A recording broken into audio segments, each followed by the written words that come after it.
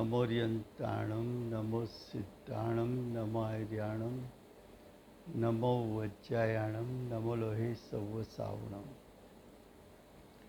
मङ्गलं भगवान् वीरो मङ्गलं गौतमो गणी मङ्गलं कुन्दकुन्दार्यो जैनधर्मोऽस्तु मङ्गलम्। ओंकारबिंदु संयुक्तं नित्यं जायन्ति योगिनः कामदं मोक्षदं चैव ओंकाराय नमो नमः।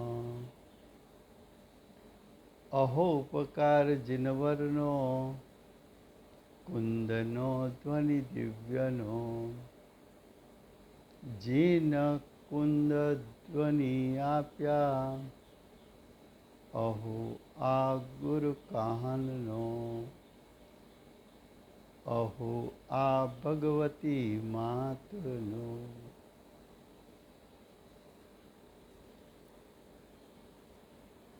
गाथा अष्टपाहुड़ नामનું શાસ્ત્ર છે। એ 8મું પાહુડ શીલ પાહુડ ચાલે છે। 8મા પાહુડમાં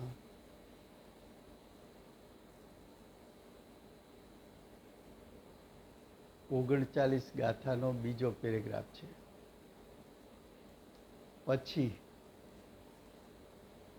પછી એટલે ઉપરના પેરેગ્રાફમાં કહ્યું કે મુનિરાજ सम्यक दर्शन, सम्यक ज्ञान, सम्यक चारित्र, सम्यक तप एनी आराधना करीने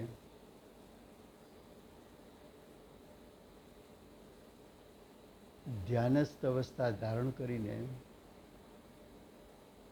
श्रेणी आरोहण करीने कसाय नो कसाय ने टाळता जाय छे, शुद्धता वधारता जाय छे। अबुद्धिपूर्वकना रागने नाश करता जाय छे अने एकत्व वितर्क अविचार नामनु शुक्ल ध्यान प्रगट करीने 12मा गुणस्थान एना अंतमां आवे छे। पछी घाती कर्मनो नाश थईने घाती कर्मनो नाश थयो 13मुं गुणस्थान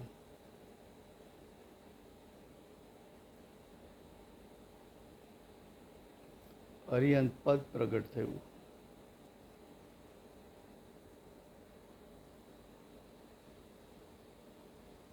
अनंत चतुष्टयी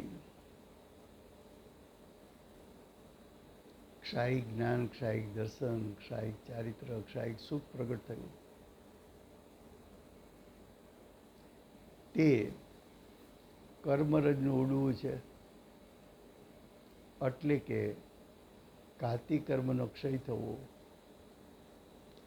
ઘાતી કર્મનું નિજરી જવું। આ પ્રમાણે આરાધનાની સંપૂર્ણતા પ્રગટ થાય છે। એટલે કે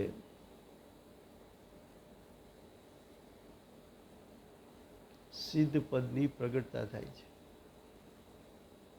જે ચરમ શરીરી છે, ચરમ શરીર એટલે આખરી શરીર, તેને તો આ પ્રમાણે આરાધના પ્રગટ થઈ મુક્તિની પ્રાપ્તિ થાય છે। ચરમ શરીર પણ છૂટી ગયું। અન્યને એટલે સાધકને આરાધનાનો એક દેશ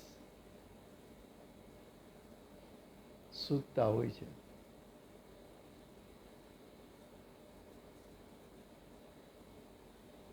અંતમાં તેની આરાધના કરી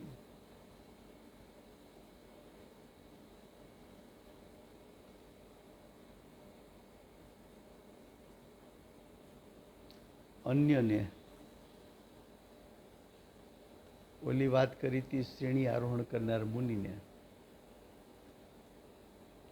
અન્યમાં છઠ્ઠું સાતમું ગુણસ્થાન, છઠ્ઠા સાતમા ગુણસ્થાન વાળો જીવ મરણ સમયે સલ્લેખના કરે પણ શ્રેણી આરોહણ કરી ન શકે તો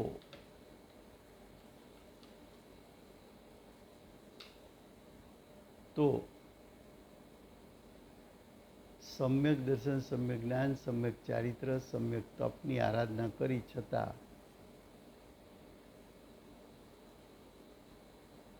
સવિકલ દશાના શુભરાગના ફળમાં સ્વર્ગને પ્રાપ્ત થાય છે. એટલે કે દેવગતિને પ્રાપ્ત થાય છે.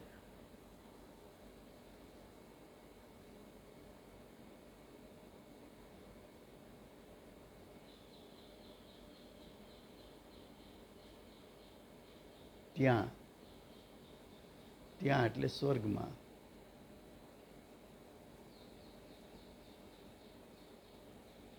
સાગરો પર્યંત સુખ ભોગવીને દેવગતિનું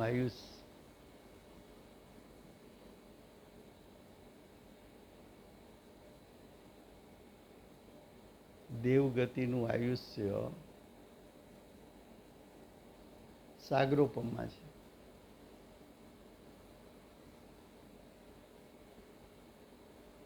ત્યાં આંશિક અતિન્દ્રિય સુખ અને આંશિક ઇન્દ્રિય સુખ, ત્યાં સમ્યક દર્શન, જ્ઞાન, ચારિત્ર છે તો આંશિક અતિન્દ્રિય સુખ પણ છે ચોથું ગુણસ્થાન. સ્વર્ગમાં શ્રાવકપણું કે મુનિપણું નથી.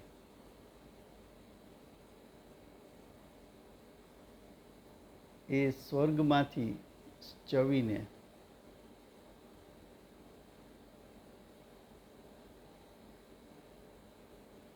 સ્વર્ગમાંથી જન્મીને મનુષ્ય થઈને આરાધનાને સંપૂર્ણ કરી મોક્ષને પામે છે. આ પ્રમાણે જાણવું.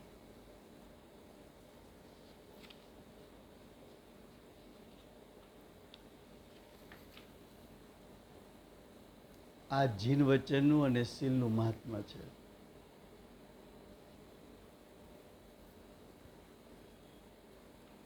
રત્નત્રીની પ્રગટતા જીન વચનની આરાધનાથી થાય છે.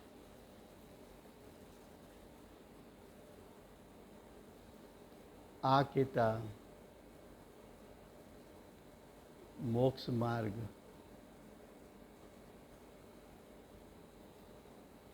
મોક્ષ માર્ગમાં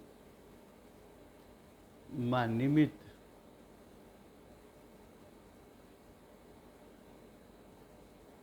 જીન વચન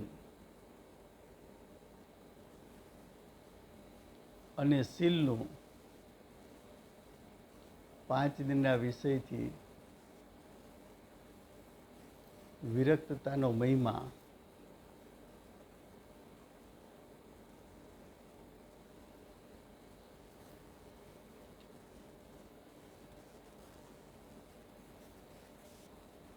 હવે ગાથા 40 હવે ગ્રંથને પૂર્ણ કરે છે. અષ્ટ પાહુડમાં છેલ્લું પાહુડ શીલ પાહુડ છે. શીલ પાહુડની છેલ્લી ગાથા 40 છે. હવે ગ્રંથને એટલે અષ્ટપાહુડ શીલ પાહુડ પૂર્ણ કરે છે. મૂળ વાત તો શીલ પાહુડની કરવી છે કે પૂર્ણ કરે છે. ત્યાં એવું કહે છે કે જ્ઞાનથી સર્વસિદ્ધિ છે.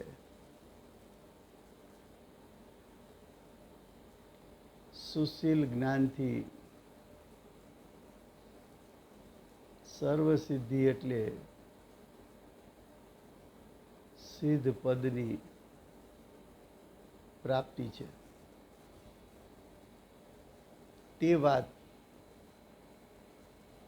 સર્વજન પ્રસિદ્ધ છે.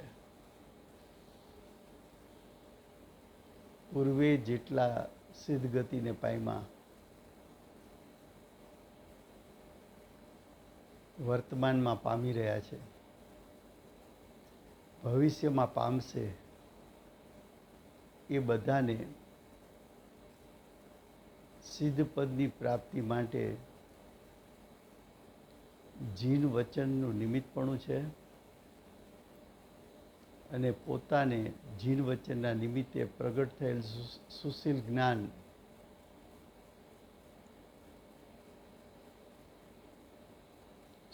જ્ઞાન પ્રગટ્યા પછી જે આરાધના કરી છે, મુનિપણું ગ્રહણ કર્યું, તપ અને ધ્યાન કર્યું, એનાથી સિદ્ધ પદની પ્રાપ્તિ થઈ. એ વાત સર્વે પ્રસિદ્ધ છે. તે જ્ઞાન આવું હોય તેને કહે છે. સુશીલ જ્ઞાન કેવું હોય એ હવે કહે છે. ગાથા 40 એમના શબ્દો છે. અરહંતમાં શુભ ભક્તિ શ્રદ્ધા શુદ્ધિયુત સમ્યક્ત્વ છે ને શીલ વિષય વિરાગતા છે. જ્ઞાન બીજું કયું હવે? અરંતમાં શુભ ભક્તિ,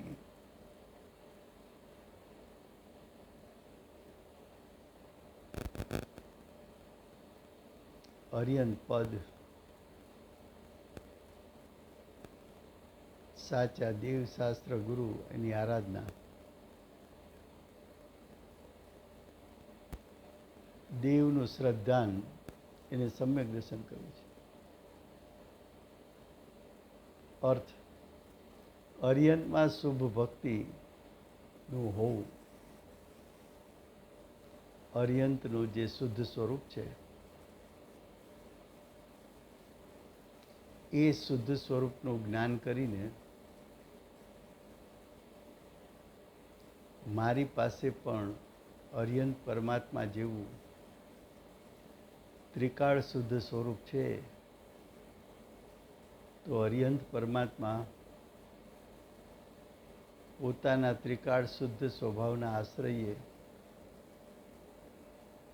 અર્યંત પદ પ્રગટ કર્યું. હું પણ મારા ત્રિકાળ શુદ્ધાત્માના આશ્રયે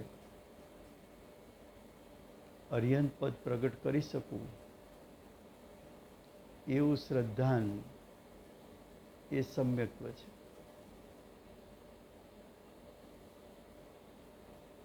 કે છે તે કેવો છે?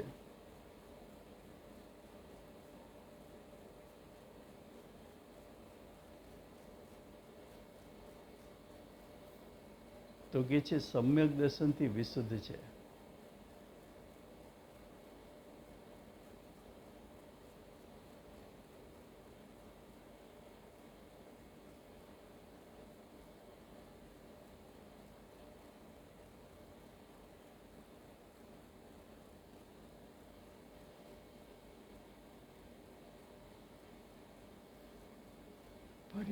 ફરીવાર અર્થ અર્યંતમાં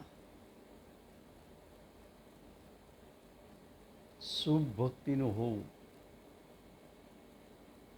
જેમને સિદ્ધપદની પ્રાપ્તિ કરવી છે, જેમને અર્યંત પદની પ્રાપ્તિ કરવી છે,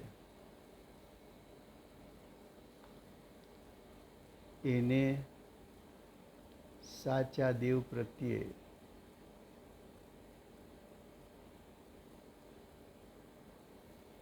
શુભ ભક્તિ હોય, યથાર્થ શ્રદ્ધાન હોય તો તે સમ્યક્ત્વ છે. હવે કે છે તે કેવો છે? તો કે સમ્યક દર્શનથી વિશુદ્ધ છે. અર્યંતની ભક્તિવાળો જીવ કેવો છે?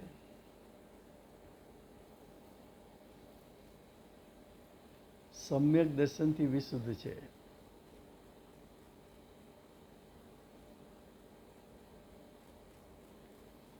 જેનું તત્વાર્થોનો અર્થ છે 6 દ્રવ્ય, 7 તત્વ,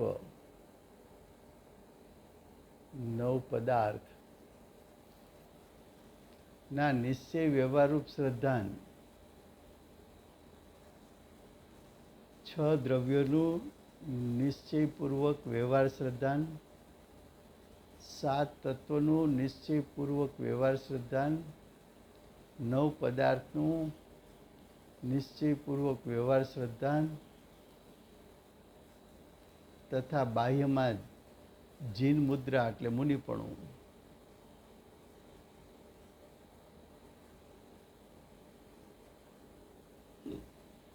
એટલે સમ્યક દર્શન જ્ઞાન ચારિત્ર છે. પછી લીધું મુનિપણું છે. મુનિપણું કેવું છે? નગ્ન દિગંબર રૂપ 363 મતમાં બતાવેલું મુનિપણું યથાર્થ નથી. સ્ત્રીમાં મુનિપણું બતાવ્યું એ યથાર્થ નથી. દ્રવ્યલિંગને મુનિપણું કેવું તે યથાર્થ નથી. જેવી જીનેન્દ્ર ભગવાનની મુદ્રા છે, જેવો જીનેન્દ્ર ભગવાનનો ઉપદેશ છે, એવું ભાવલિંગ પૂર્વક દ્રવ્યલિંગ ધારણ કરે તેનું શ્રદ્ધાન આવા દર્શનથી વિશુદ્ધ, અતિચાર રહિત, નિર્મળ હોય છે. મુનિપણું નિરતિચાર પ્રગટ કર્યું. નિરતિચાર મુનિપણા વગર શ્રેણી આરોહણ થતી નથી.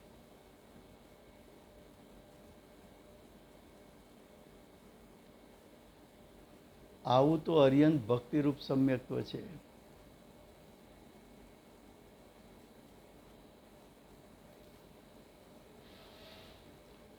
વિષયોથી વિરક્ત હોવું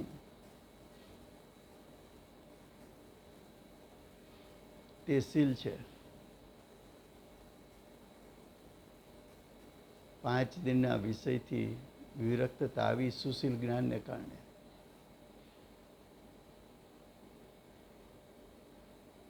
શીલ છે તેને જ્ઞાન કીધું.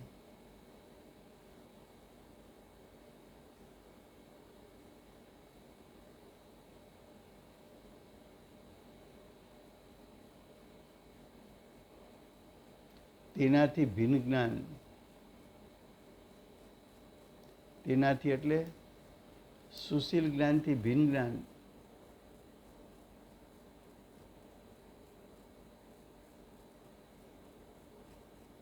સુશીલ જ્ઞાનથી ભિન્ન જ્ઞાન કેવું કહ્યું છે? તેનો જવાબ આપે છે સમ્યક્ત્વશીલ વિના તો જ્ઞાન મિથ્યા જ્ઞાનરૂપ અજ્ઞાન છે.